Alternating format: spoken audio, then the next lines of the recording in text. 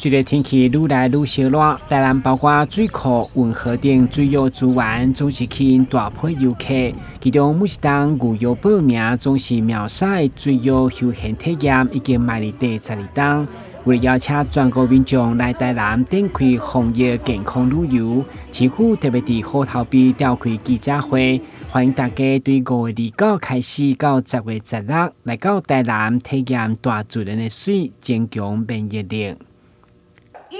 请启动2022台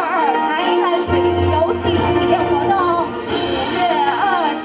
29号正式起航。一些水域活动里面，通常比较不容易造成群聚，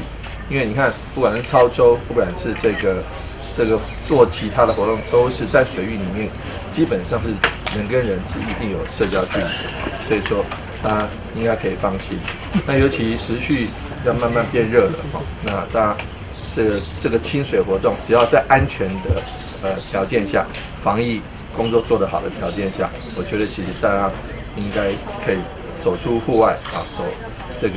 个参加水域活动应该是没问题。所以我们今年的水域活动还是要如常举办。那也希望大家一起来。我们规划了好几个地方，包括虎头埤啦，包括这个运河旁边、运河新站那边，还有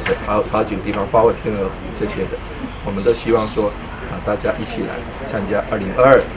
这个水域活动，台南的水域活动，欢迎大家一起来。潜水活动只要伫安全、确实防疫条件来到户外行行，总是比较较健康。观光旅局表示，今年包括挑战运河10公里、黄金海花重影以及细细昆新的生态探索等100提出的体验相当丰富。相关资讯会当到台南旅游网来查询。台南新闻管制何超邦采访报道。